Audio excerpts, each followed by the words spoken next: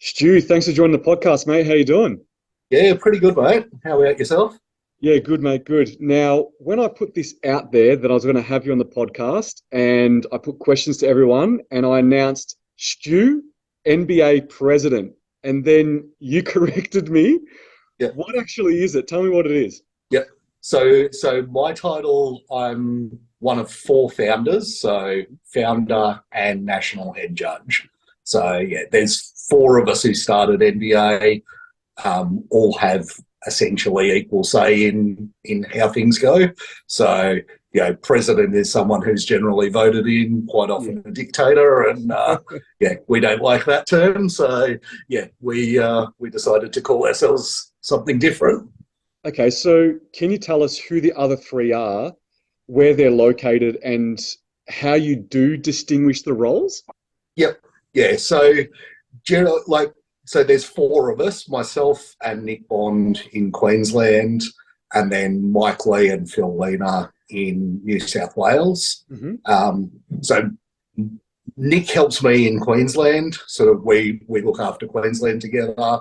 Phil and Mike mostly look after New South Wales, and then I look after the rest of the country, so Tasmania, Yeah, Victoria. yeah, So because that's essentially, I also look after the social media and more of the day-to-day stuff.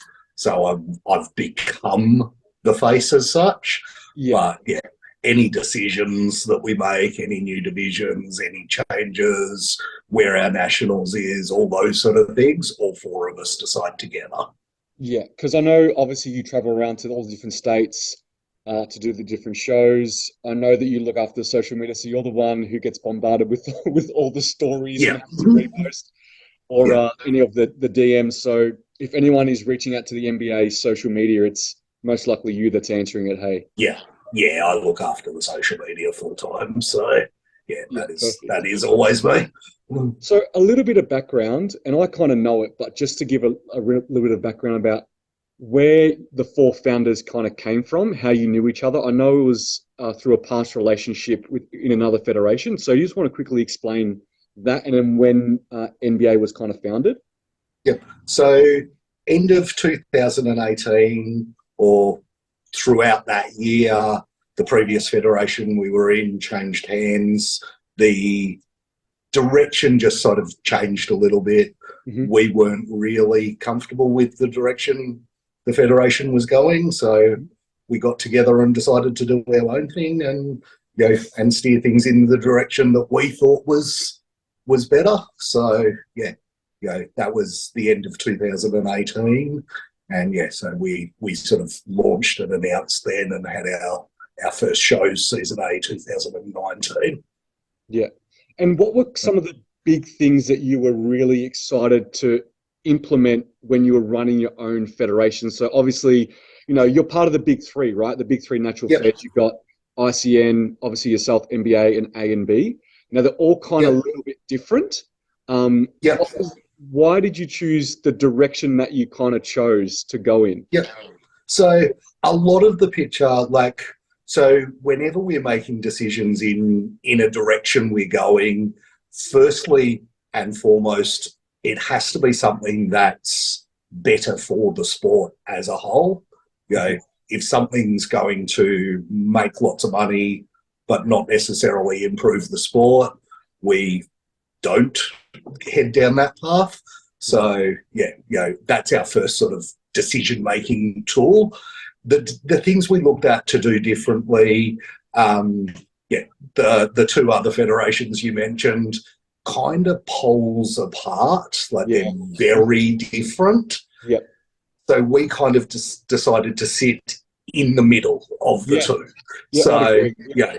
and that was there's things that happen in each of them that we don't like, and Mhm. we sort of sit in the natural middle between the two of in most sort of things. So a lot of cases, if we're not someone's favourite federation, which there's a lot we are, of course, Mhm. but if we're not someone's favourite, we are their second. So they'll Yeah. do us and one other federation generally. Yeah. So, Yeah. and if you fit in either of those, you'll fit somewhere with us. Yeah, So, because when you think about it, if you're someone that likes A and B, if they want to try something a little bit different but not super different, they go to MBA, right? If Yeah, you're someone that likes ICN, want to try something different but don't want something super different, they go MBA. So yeah, being in the middle and having kind of, let's call it the best of both worlds, yeah, it actually puts you in a really, really great position, right? yeah. And that's, yeah. Yeah, so that was one of the main things. We also, bodybuilding all comes from, the IFBB. Mhm. That's where, most divisions are created, most Mhm. sort of formats are structured, their professionalism, those sort of things. So we looked at a lot of things they were doing as well and brought some of those elements with a natural spin to it as well. So, So what are you know, some of those things, just to give some examples? so we're the only federation that does an individual eye walk Hmm. for all the model divisions. Hmm. So our men's physique category and our men's classic physique category, the judging, the criteria are very similar without the obvious help that goes on there. Hmm. Um, even wellness. So some federations have created wellness and made it, bikini competitors with large legs. Hmm. We looked at it and went, what happens there is, that true disproportion is muscle, not anything else. So we've done a fitness wellness as Yeah. such, is a better way to explain it, where, if you have a disproportion, it's muscle, not body fat. Yeah. So, Yeah. it's not just that your fat distribution makes your legs and glutes look bigger, it is that you've Yes. got more muscle there. Yeah. Yeah, that So, makes total they're the sense. sort of things, we look at their professionalism, how they look at the judging panel, all those sort of things, and sort of, brought that into play as well. Yeah. Not to run through all your divisions and all your categories, Yep. but they're very, let's say that like they're very similar to ICN, Yeah. and or even your subcategories, even though you have a couple of different ones too. But you just introduced wellness recently, Yeah. and a new one that's starting this season, I believe, season A, is your men's fitness. Yeah. Is that right? But Yeah. it That's right. comes with a height class and a weight cap. Is that right? Yeah, yeah. So, what originally when we started with the men's divisions, we just had men's physique, classic physique, Hmm. and bodybuilding. And if you compare to ICN, our men's physique was slightly smaller. So we left fitness out because we thought the top end fitness guys should fit in as a lightweight physique competitor. Yeah, yeah. And in a lot of cases, that has worked, Hmm. but we still left a lot of guys out there who Yeah, wanted to do our show but felt they didn't fit in the category. yeah. So we brought fitness in, but to make sure people are, that bit smaller than physique, we brought in a height and weight, conversion, similar to how IFBB do it with classic physique. Yeah. So, at each height level, you have a weight cap Yeah, to be under. So that yeah. conversion calculator will actually be out sometime this week. So we Okay, have awesome. finalised it. So we'll be announcing and putting that out this Yeah, week. awesome. And do the fitness guys wear the same shorts as the physique guys? Yeah, yeah. So they are still short, board shorts. Yeah. One of the things, everyone does things the way they want, but Mhm. I found it quite confusing that a division that's, smaller muscularity wise wore less clothing.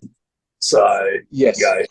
you went from, classic trunks to board shorts, back to classic trunks, Yes. into bodybuilding trunks. So Yeah. we basically went, it is a smaller version of men's physique, so Mhm. wearing the same shorts. Yeah, that's really interesting because I had that conversation with Scotty, and because we're talking about why do you need to get like shredded glutes for a men's physique when you're wearing shorts, right? Yeah, He's like, yeah, you don't need to, like it's not a marker because you're not going to yeah, see it, but you'd rather your upper body be where it needs to be from a conditioning standpoint. But he said, but if you're doing fitness, then you need to have shredded legs. And I Yeah, was like, that just, it seems a bit weird to me, right? yeah. So Oh, and yeah, obviously, to me, it's mm, not common sense. yeah, And yeah, we've tried to bring common sense into everything we do. yeah, So yeah, as you move up the categories, you wear less clothing. yeah, it makes sense. You show Yeah, more, you got to show more detail, you got to show more yeah, muscularity, so you got to show more skin, right? Yeah, yeah. That's it. it kind of makes sense. Yeah, So the thing that we always get asked, and I'm sure you get asked 1,000 times, and I even ask you sometimes 1,000 times, or probably too often, is yeah, how do you get a pro card? yeah. So with us, and this is one of the things we decided to be different on. Hmm. To win the pro card, you have to win the overall title Hmm. at the national show of that season. So Okay. in season A, it's our Oceania. We've now called it Oceania Season A Nationals, just to make Hmm. that a little bit clearer. Hmm. And in season B, it is our national titles. Yeah. So we basically went, do you really want to win a pro card for coming second? Mm. Like, you know, Yeah. to me personally, I would not feel that achievement. Yeah. So, so we went, no, just the overall winner, make it that bit harder to get, make it that bit more, prestigious, slower to build a pro ranks. Yeah. But yeah, I'd prefer to do that the slow way and have true, Yeah. overall champions win it. Hmm. The other way, so last year we introduced the Masters Pro card. Yes. So that was season B last year. Hmm. If you're over 40 years old and win either of the Masters categories, so over 40s, over 50s, if the judges believe your pro standard, will offer you a Masters Pro card. Okay. So, and probably next year we'll actually run Masters Pro divisions. Okay. Cool. Again, because we're only giving one away a season, Yep. sometimes none, because that we didn't think that person, that winner was quite pro level. It's Yeah. going to take a little bit of time before we'll have Masters Pro divisions, but any existing pro who's over 40 years of age can obviously enter the Masters Pro as well. So Yep. there's options there, but Yep. that's another way to get the pro card. Hmm. The third way, because we allow other federations' pros to do our pro show, Yes. if you place top 3 in our pro show Hmm. and we believe your pro quality, we'll offer you an NBA pro card. So Okay. these It's not an people will automatic. have, so these people will have won a pro card with someone else to be doing the Yes. pro show. Yep. If they place top 3 and we think they're pro standard, we'll offer them a pro card as well. Yeah. I'd actually say that, yeah, it's probably more difficult to get a pro card in NBA then when you think about it that way, which is good. Yeah, It means like only the best of the best get a pro card because yeah, you've got to win an overall and it be at a national title to get it. yeah, You've got to be an existing pro in another Fed and place top 3 in a pro show and the judges think you're worthy. So there's a fair yeah, bit of things to jump through to get one. So yeah, it's very prestigious, right? When you think of it that yeah, way. yeah. Yeah. And that's what pro status should be.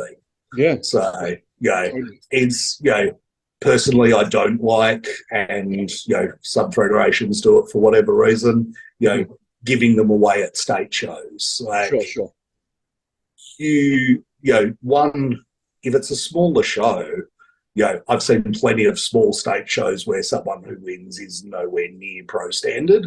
Yeah. And if you're automatically giving it away at that level, you're not building a pro rank of quality competitors. You're just Yeah. getting large numbers. Yeah. And the same goes if you give it to 5 people at every show. Sure, sure. Yes, if you have a tick and flick that they have to be pro quality, it does help. Mhm. But it's, to me, being a pro is the best of the best. Yeah. last time I competed, you couldn't even get one in Australia. You had to go overseas and win at the Olympia to get your pro card. Like, it was definitely hard.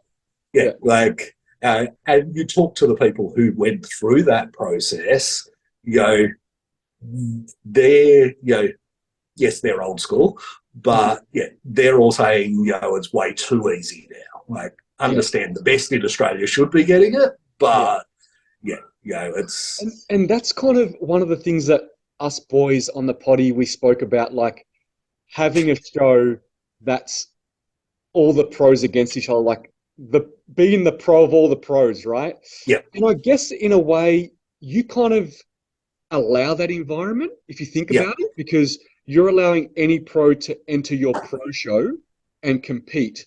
But then the thing is that everyone's going to say, well, but it's against NBA judging and criteria. So I understand that. So I get what they're saying.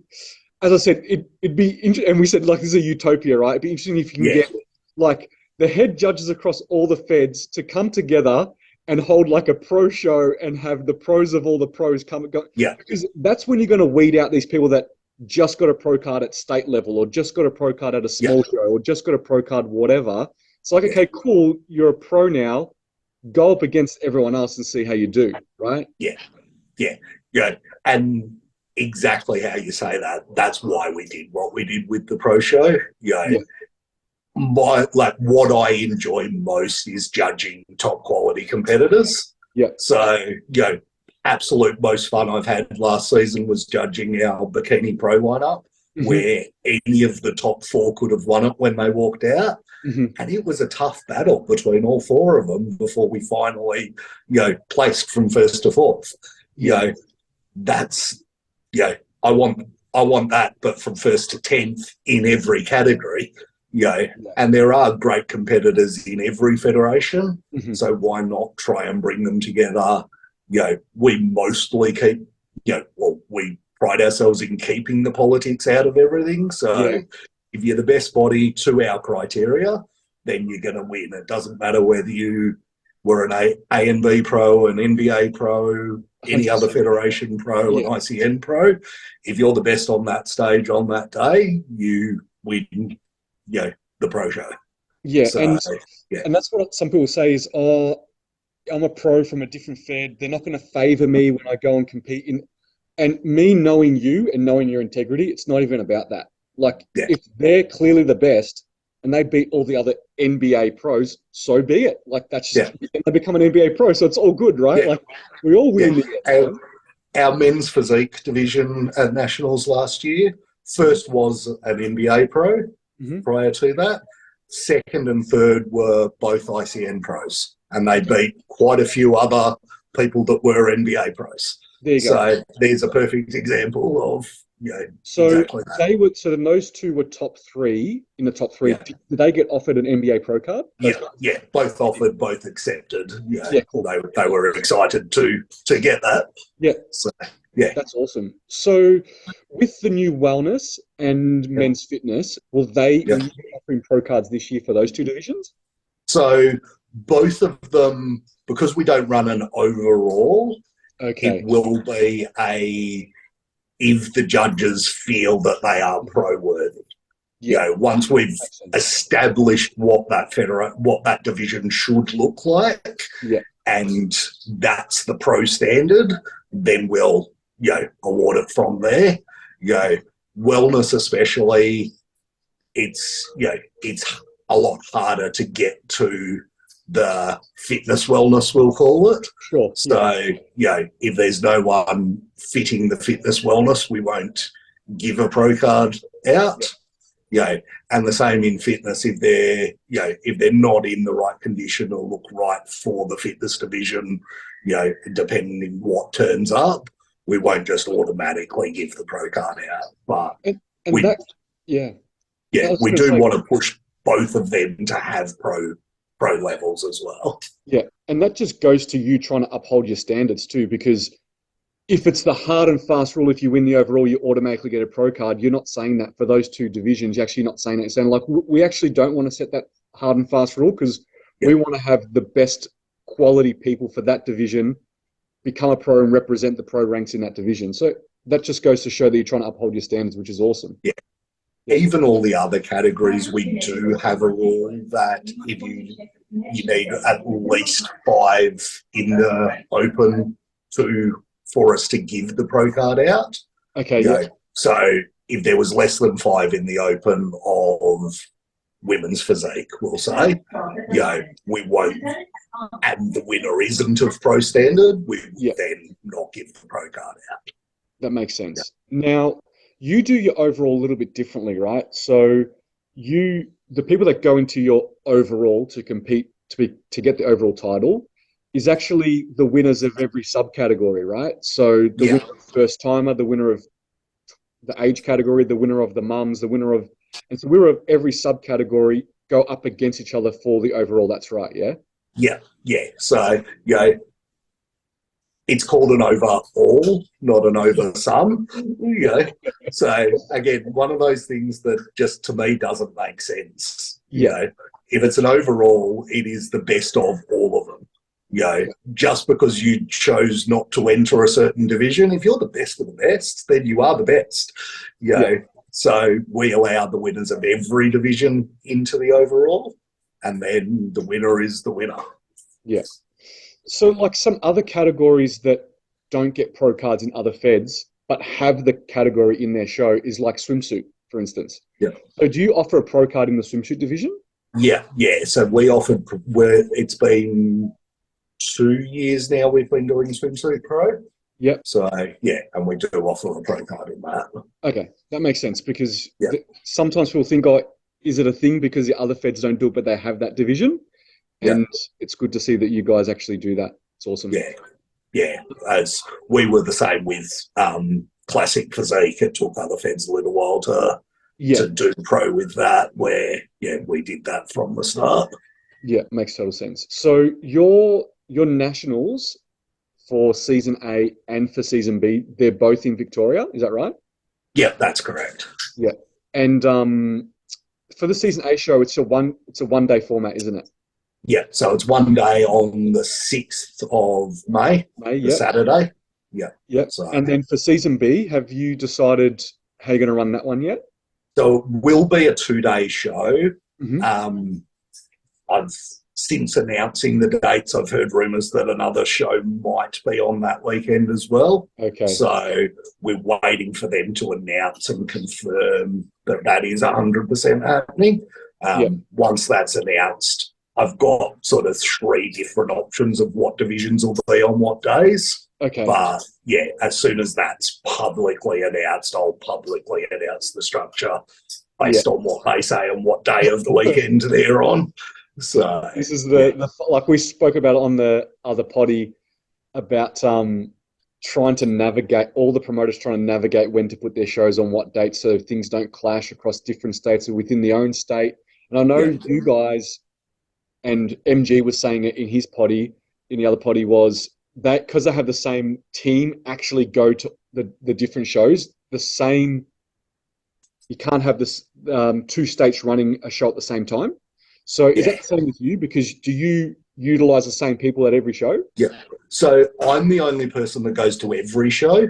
Yep. So outside that, we have, other people around that. But I head judge every show, which just makes sure the judging criteria is followed to the same standard from one state to the next. But then every other, all the other staff are generally locals. So excluding our national shows, I generally have 1 judge from each state. Okay. So, there'll be 1 Victorian judge, 1 Queensland judge, 1 New South Wales judge, myself, then a 5th judge could be from anywhere. So, and generally at nationals, I'll actually have 6 or 7 judges in case someone needs to sit out a couple of divisions. Okay. To be able to swap in and out as well. Okay, so generally it's 5 judges, sometimes more. Now, at the nationals, so do any of the other founders also judge? No. No, you're the only founder that judges. Yeah, so Phil was the national head judge with the previous federation, Yep. but he retired from judging when we moved over, and so he actually does judge the Manila Universe show we do. Okay. But and if we need someone locally, he'll fill in, but he's not a full-time judge as such. Okay. And do you ever fly judges around to different states, or is it every state has dedicated judging kind of team, and then you're the one that kind of goes to every single one, every show? I do fly people around to ensure that there's no sort of perceived bias. Yep. So we have a hard and fast rule that no one who coaches can judge their own clients. Sure. No one who has a financial relationship with people is probably the best way to put it. Yep. If you're paying me money to be your prep coach, your posing coach, your boss, even working in a supplement store, then I can't judge you. So, but if that relationship is either financial or family or partners, there's a hard and fast rule that they can't judge. And so Tasmania, as an example, there's three main teams in Tasmania. So I fly 3 Victorian judges and myself over to make sure that there's no bias there. So makes sense. Last one Victorians, I had 3 Victorians myself and 1 New South Wales judge. So I do fly other judges around if needed to make sure we hold that standard. But generally, I'm trying to train up judges in each state to reduce the cost of flying people around. Of course. It must be hard because generally the people that could probably judge the best are probably prep coaches or posing coaches or someone that's within the industry that probably has a vested interest. So it'd be hard. You'd have to pull them off the table every single time. Like it'd be hard to be really difficult. Yeah, I do generally have that rule. If someone's got more than 5 clients, they're in and out too much and it's too much. But some of the coaches who have a full-time job doing something else and just coach 2 or 3 people, they quite often work well as judges. And then they just sit out when their clients are on, and I get the best of both worlds there. So that's part of how I look at it. I've also been quite selective in picking people to train, and go through a bit of a process in training them to make sure they're up to the standard. So, generally, if someone approaches me about wanting to be a judge, a lot of pro athletes, want to become judges, want to stay involved. That's one avenue. I sit down with them at a show of another federation and judge as if we were judging an NBA show and sit there and talk through that with them, see how they break that down. If I like what they're doing, then we progress in training. If I don't, then, I'll tell them as much, have the hard conversation at that point. So, generally that's part of the criteria or the first stage. Then they do a couple of shows as a trainee judge where their judging scores don't count. And then, they'll actually start judging. So there's that process as well, which is part of why in some states that we've been in less, we do have to just fly judges around. And currently what states do you run shows in? So we're in Queensland, New South Wales, Victoria, Tasmania at the moment. I am talking to someone in both South Australia and WA about logistics of going to both of those. When that happens, I don't know yet. But we are aiming to be in every state, fairly quickly. Now, we were talking about this a while ago, is you don't have like specific promoters in every state, is that right? Yeah, that's correct. So NBA promotes the shows as a whole. like I said, in Queensland, Nick and I sort of do everything together. In New South Wales, Mike and Phil are the main people, but I'm also still helping out. And then, in Queensland and Victoria, in Victoria and Tasmania, it's me doing most of the things. It's again, a promoter has the term has some negative connotations to it.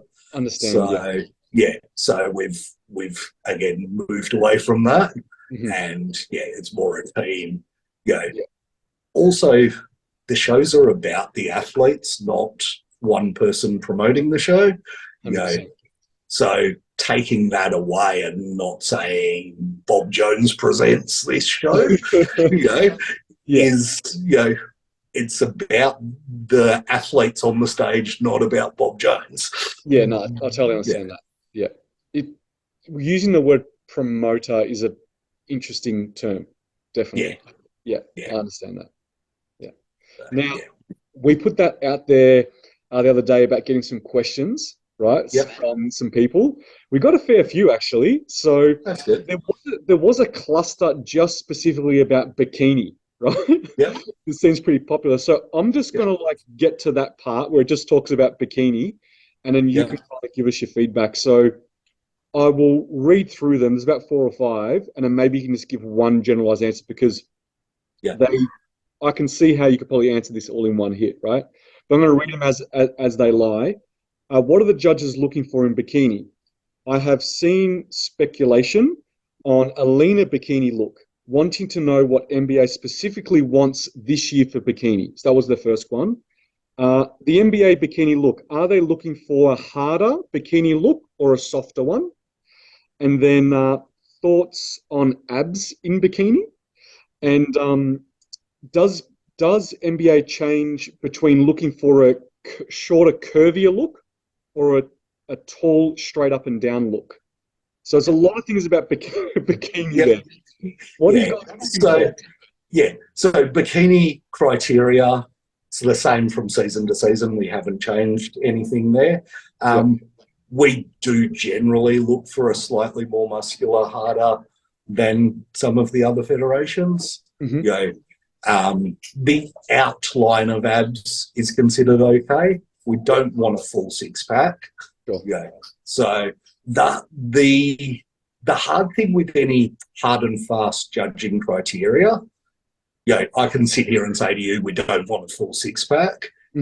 If one person is just this far above the line, it is slightly too lean. And the next best person on stage is this far behind the line, being too soft, we're still going to award the slightly too lean person. Makes sense. So, judging is, but that doesn't mean the criteria has evolved to now we want that. It was just that person is closest to the criteria. So, if you look at Mia, who won the Bikini Pro, that's probably the best way to look at the standard. She had outline of abs. When you turn around, we do want to see the start of the glute hand tie. Yes. So, that is very, that's quite different to some of the others because that is, you do have to be quite lean there. But again, like I said at the start, we're leaning towards the IFBB look as such with natural spin to it. So that's the sort of condition that their criteria states, and we've sat somewhere quite similar to that. So slightly more muscular, slightly leaner than some other federations. Slightly less muscular, slightly softer than IFBB. So, but if you look at that, the top 2 in our Bikini Pro lineup placed in IFBB shows. So, that's, if you're a pro with NBA, it's almost a stepping stone to heading in that direction if that's the path you wanted to choose. Yeah, it makes sense. And like we said before, is how you kind of sit in the middle of the big 3, like you're in the middle. it's kind of like that with your judging and your criteria. There's a slight nuance in some things, Yeah. like the tie-ins and stuff, but that's how I like to explain it to some clientele is that's ICN, that's Yeah. AMB. MBA's kind of there, but then for this part, it's a bit more of this and a bit more of that. So there is some nuances, Yeah. but if people just kind of wanted a generalized picture, that's kind of how I kind of explain it. Yeah. And as far as tall to short, that's the only bit I kind of didn't answer in there. It depends. Like, if all the other bits are right, the tall to short, and Mia, who won, is quite tall and quite, but still got good curves to her. Sarah, who was second in the Bikini Pro, is a lot shorter. So, and they were both very close. There were parts they beat each other. It wasn't a clear-cut win, I'll put it that way. So, it's the short to tall, there is no right or wrong answer to that one. Yeah, so but you're typically looking for that so-called X frame, right? Yeah. So wide shoulders, small waist. Yeah. A tall girl can have an X, a short girl can have an X. So it's not tall or short. If you're, like this person mentioned, straight up and down, that's not an X frame, right? So you need the X. Is that what we're saying, right? Yeah, that's it. So, you do need some muscular development. It is still bodybuilding. Yeah. So, yeah. Completely. Okay. Quick and interesting question. Does bikini color matter? No. Very straight answer on that. Yep. I've never once given someone feedback after a show that they lost because they wore a purple bikini instead of a red one. Yeah. I normally, when clients say, when they're doing multiple shows for different federations, I sometimes will give them, pick a lighter one for this show because that's the stage looks a certain way, and pick a darker one for that show because the stage looks a certain way. That's the only kind of thing I'd ever tell someone, just based on photos, the background, the lighting, how the stage kind of looks. But I tell them that pick a color that you like, and that's it. Color that you feel most comfortable and you're going to show your best in. Yeah, 100%. Actually, this is not a question that I got, but someone has asked me this. So I'll bring it up since we're talking about like some small things that I think don't matter, but I want to hear your thoughts. Is breast implants for bikini girls or athletes, does it matter or not? Again, no. Like the X frame matters. Yes. If in your side shots that helps, then that helps. But it's not a straight you're winning because you've got them or you're losing because you don't. So, it doesn't matter. Yeah, I gave them, there's so many examples of top level athletes in Australia across all the feds in Australia, examples where they don't have them. And then also some of those people are also world champions. So and then you've got people that are in the Olympia, like Bikini Olympia, that don't have them either. They've got some great padding that make it look different, but they don't actually have them. So I said to this person, I wouldn't be going out to do that if you think that's going to make a difference, because it's not. Yeah.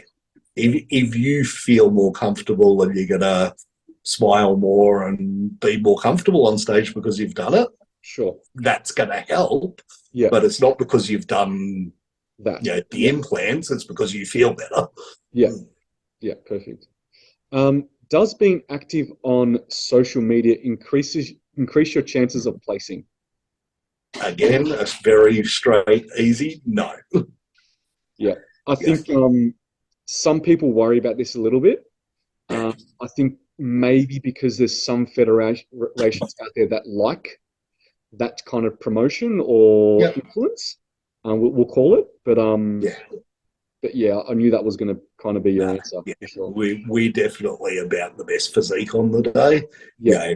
It is a bodybuilding competition, not a bodybuilding campaign, as you put it. So we're not voting on popularity. It's the best body on stage.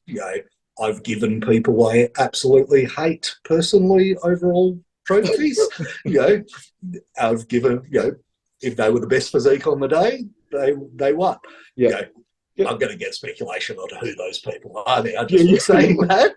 But it's about the best physique, not the best promoter, the best, social Influencer. person. Yeah. So it's Okay. So on that point about having the best physique, obviously we need to present it with our posing. Yep.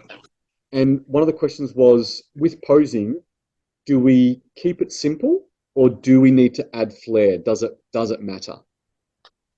It's a grey area question, that one. Okay. Again, so there's flair and then there's too much. Yeah. And we definitely don't want too much. I don't want someone looking like they're having a fit on stage because they're trying to put too much flair into it. Yeah.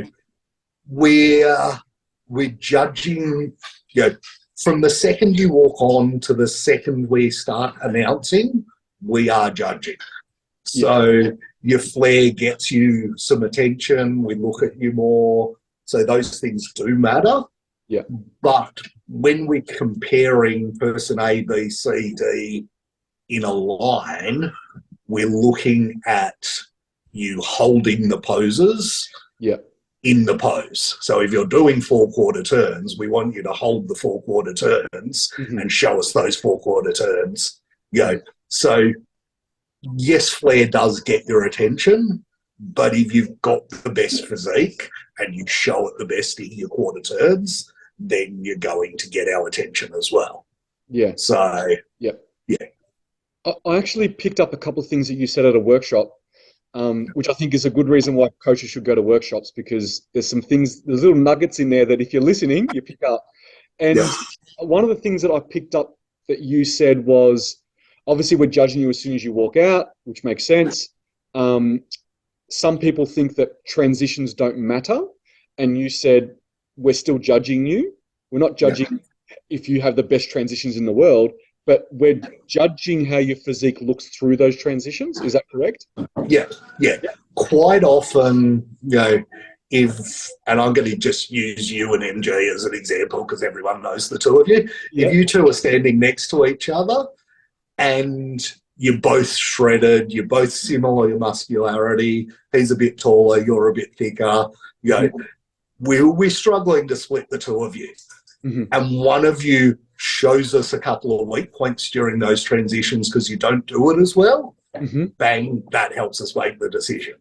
So quite often the smoothness of this transition isn't about how cool it looks. It's about showing your strengths, hiding your weak points. So, it's at the end of the day, especially when it's really close to the two competitors, we're trying to find those weak points, and usually if it's close, you're good at hiding them.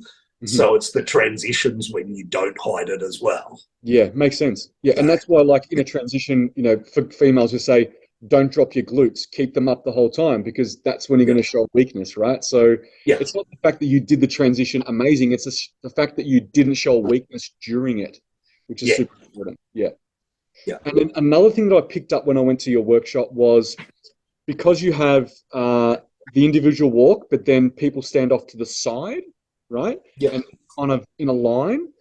You mentioned that once you're looked at the person that's done the individual walk and you kind of assess their physique and they're still doing their thing, there may be a point in time where you're not looking at them anymore and you're actually looking at the people lining up in the back, because that's the first time you actually see them standing against another person. So I'll pick that up. I was like, that's interesting, because I didn't know that. And that it's important to hold your poses there, because that's actually the first time you're comparing them to someone else instead of when they're individually walking out by themselves. So, a lot of the times, exactly that, especially if someone's taking a little bit longer than they should in an eye walk, which happens, even if they are going through it in normal time, we've generally, by the time you've done two poses, we've had a good look at your physique. Yeah. So we can then scan the line and go, oh, look at that, etc., and compare people that are in the line and start that comparison process before we've even done a call out. Yeah. Yeah. Yeah. It's something I picked up and I was like, that's a really, really good point for sure. It's a really good point. Yeah. The same goes with that. If, line one, if we've got two lines, 10, 5 people in each, line one are doing their 4/4 turns, we may be looking through the line at the other 5, comparing them as well, or comparing one person in that line who we want to actually add into the call out. Things like that can happen quite often as well. Yeah, it makes total sense. Yeah. All right. Another question was asked about figure and the age categories for figure in season B. They asked for season B, but so we have over 30, over 40, and over 50 in figure. We did just change that. There used to be 35, 45, 55. So we've changed that to be the same as our swimsuit through to fitness. Okay, perfect. But an over 30 can't win the Masters Pro card. Okay, yeah, because Masters is 40 plus, right? Yeah. Yeah, makes sense. Geez, I'm going to be 40 soon. Maybe I can go. Maybe I can go for that. That 2024 prep? No, I won't be 40 Not quite? next year. No. I'll still be 38, turning 39 at the end of that year. So have to be the 2026. Next, yeah, 2026. Jesus. Yeah. Yeah. Someone mentioned something about a pro ring. Pro ring. Yeah. Pro ring. So, yeah, give me 2 seconds. I've actually got one here on my desk. Oh, really? I didn't prepare this earlier, but yeah. So all our pros get one of these. I'll bring it nice and close. Okay, so it says NBA it's a ring. Pro? Yeah, it says NBA Pro, and it's got the logo. Yeah, cool. So they're custom made by a company called Pro. So they're trying to pull it back out. They're a soft ring, so you can wear it training.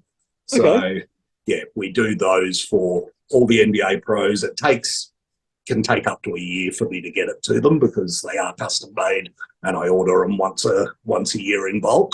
But every pro gets those. It's a symbol of once you're an NBA pro, you're an NBA pro for life. Cool. So I don't get on my knee to give it to anyone, but same sort of symbolization. So it's so that takes me on a tangent, but a good point. So our pros don't. So they're a pro for life unless they choose to hand their pro card back. Yep. They don't have to renew their pro card every year to remain a pro. Okay. They only pay in the seasons they want to compete. Yep. So and that's part of symbolising that you are a pro as long as you want to be a pro. Yeah. So Okay, perfect. What other perks are there for pros? Any other perks? Is like, I don't know, is there free entry to a show, for instance? Yeah. So all pros get into our shows for free. That's pretty much it. The ability to win prize money. Yeah, makes sense. So, now, got one that's not related to NBA, related to you, and is a very obvious, distinct point on your physique, is your beard. Yeah. So someone says, how is your beard so luscious? How do you maintain a luscious beard, Stu? Couple of good products and good genetics and a really good barber. How long have you had the beard? It's about it's over 10 years. Wow. Probably pushing up 12 years now.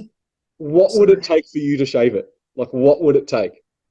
Well, around 5-6 years ago, I did shave it for charity. Okay, I was going to say, There it's meant to was be charity there or something, right? yeah, it was decent funds raised for a charity. Yeah. I was told if I ever shaved it again, I'd be single. So I won't shave it again, even for a charity. Oh, it's funny. Yeah, because I've only ever known you with a beard, and only ever seen you Yeah, with a beard. So I yeah, was wondering that too. It's a good question. yeah. I Um, actually shared a memory the other day on my stories, and the post I didn't have a beard in the photo, so yeah. I put an emoji with a beard over my face because I didn't like the look. I'd love to see it. You got to show me one day. Yeah, I'd yeah. love to see I'll it. I'll send you the same beardless photo Yeah, yeah, yeah. before it was edited. Yeah. Yeah. You must look so much younger. Because I know if I shave my stubble that I have, I look so much younger. It's funny. I actually think I look older Oh, without it. really? Yeah. So yeah, it's the shape of my head and the way I carry body fat. I look older without it. Actually, someone asked a question on the podcast, but I didn't get around to answering with the boys is, does it matter if you have a beard for a guy on stage at all? And I'm thinking, nah, it's not going to make a No, difference. yeah.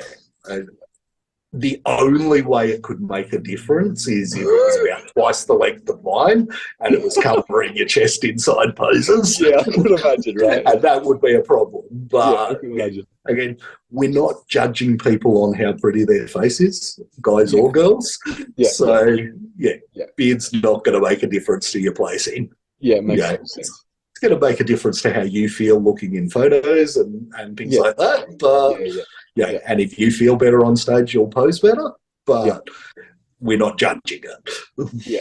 Talking about photos, I always tell my clients like it's awesome doing an NBA show because you're on stage by yourself. You can get some absolutely amazing photos, which is Yeah. like a big selling point. But one of the questions that we got was and we've spoken about this, where can I find videos on past NBA shows? They looked on YouTube and they couldn't find anything. Yeah. So yeah, we have got lots of reels on our Instagram with Yeah. videos of shows. Hmm. I have got, and I'm in the middle of getting edited video from last nationals that Oh, will cool. actually be what launches our YouTube. So we Sweet. are going to do a YouTube channel with videos. Hmm. So most likely it'll be just the nationals of each season, but I'm Hmm. working through that procedure, Awesome. etc. at the moment. But yeah, there will be a YouTube channel quite soon. Yeah, awesome. Yeah, that'll have that. Yeah, So, but right now, if you look at the reels section, there's reels with some pretty good footage of each show. yeah, yeah, perfect. So on that point, that's obviously something new that's coming up. Is there anything else new that's coming up that you can tell us about? Um, Trying to think if there is anything else. Like obviously new fitness Yeah, category, yeah, new YouTube channel, yeah, anything different? Are all your venues the same as what they've been? yeah, Are you going to run the yeah. show differently? You're going to do anything Same different? venues, same photographers. We are slightly changing the running order for the shows. So yeah, the last season essentially it was split to all the guys in the morning, all the girls in the evening Yeah. or afternoon.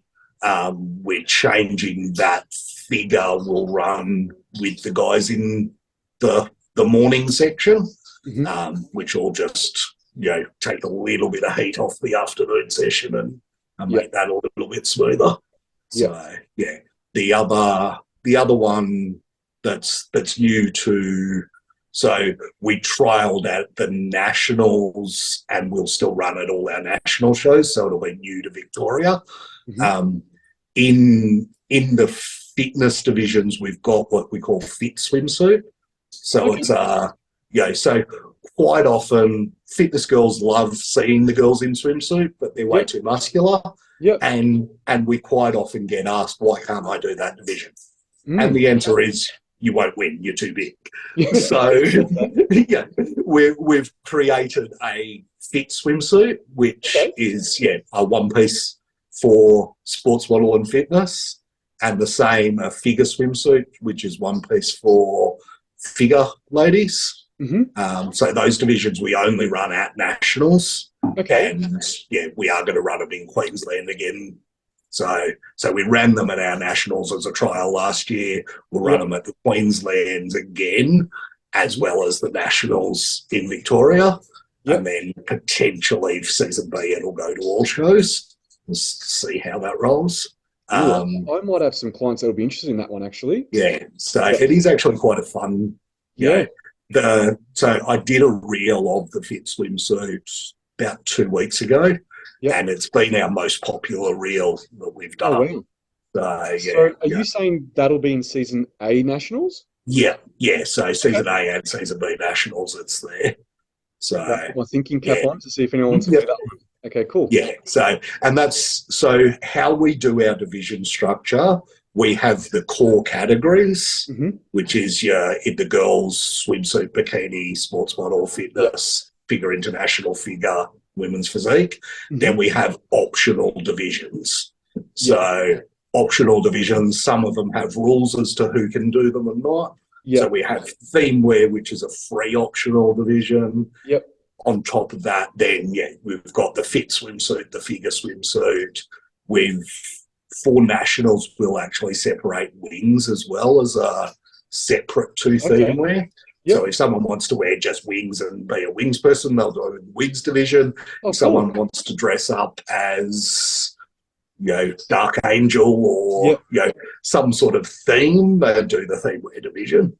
So we separate that, and we've got the ball gown or evening wear as well for the women's. So the optional ones, they're obviously optional, but they don't have like overalls or pro cards or anything like that, right? No. Yeah, that's correct. So, essentially more fun divisions, but still a competition. 100%. So, just don't have divisions splitting them up or a pro card. Awesome. So we'll wrap it up, but what is the first show that you have for season A coming up? So season A, our first show is the South Coast Spectacular, which is in Bulli or Wollongong.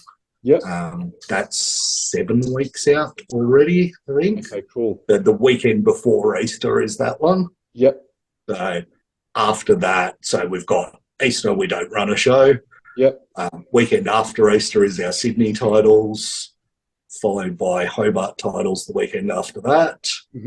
Brisbane the weekend after that, and then the Oceania Season A Nationals in Melbourne. And then you probably need a holiday. Then it's literally straight into Season B. You're right. It doesn't stop. It does not stop. Now, you said something about a universe or an overseas show. Can you quickly tell us about that before we go? So Season B, last year we brought it back. It didn't happen over COVID. Season B, we have a universe titles in Manila in the Philippines. Been running it since we started. Mike, who the New South Wales based founder, he ran Philippines show with the previous federation as well. So we just converted that over, and we've been running that since. It's majority Filipinos do the show, but anyone who wants to can go over and do it as well. So you just have to do our nationals to qualify to go over to it. Okay, and is that, do pro cards get given there? Is that a pro show also? So last year we didn't do a pro show. How we've sort of done it over there is the best locals are offered a pro card. Because of the people travelling, if a Aussie wins but isn't pro standard, then we won't automatically give a pro card to them. Okay. Makes total sense. So again, keeping that standard. We're not putting it there as an easy way to get a pro card, and well, that's what I was people flying over for that. It sometimes happens where that person won't get a pro card here at the Nationals, so they'll go do a an overseas show at the hope of getting a pro card, and then they'll Yeah, most likely get one there. yeah, yeah, yeah. And I've seen it where someone's placed 6th or 7th at nationals, gone to an overseas show, and come back a pro. Yeah. So yeah, Yeah, we've definitely again, we just don't want any easy routes to get it. So yeah, we've put that in place. Yeah, awesome. I'm really keen about season A. Like last year was obviously a year that was uninterrupted by COVID. There was no lockdowns or anything like that. So that was 2022. But the Yeah, people that competed in 2022, they obviously had to do all the hard work in 2021, which had interruptions, right? yeah, So the you got your phone there. So yeah. the people that are competing this year had all of last year uninterrupted to have a Yeah, great off season. So I think that the quality that's going to come through this year is going to be amazing. yeah. What I'm seeing at the workshops and everything, definitely agree with that. Yeah, It does look like season A's on the slightly smaller size, yep, but then season B is going to be crazy big, yeah, which is, I'm excited for both, the yeah, quality in season A yeah, and same in season B. A yeah. lot of those people, like you said, that had that 12 months interrupted, Hmm. they wanted 12 months of growing interrupted before they started their prep, Yeah, which exactly. falls to season B competing. Yeah, So, it's just how we've sort of fallen out of that COVID situation. yeah. No, I'm Yeah, looking forward to this year. definitely looks Thanks for good. your time. Thanks for answering all the questions Yep, and giving us all that information. I know you're always open to anyone contacting you, even like things like, which is amazing, like reviewing their physique and giving them feedback and things like that in divisions and categories. So if anyone wants to know anything about NBA, reach out to the NBA socials because Stu looks yep, after all of that, and he'll be more than happy to help. But yeah, I appreciate yep, your time, mate, and I guess I'll see you down in Melbourne very soon. yep, yep. You will. We've got a workshop with Vicky in 3 weeks. Yeah, you do. I'll Yep, yep, put the date in the comments on this. yep, And then another workshop the weekend after that with both Donna and Nat. and that. So, Yep, I'm in Melbourne 2 weekends in a row perfect. for workshops. So, I'll definitely catch up with you around there. Yep, I'll see you then, mate. Appreciate your time and Yep. enjoy the rest of your day. Thanks for having me. Thanks, mate.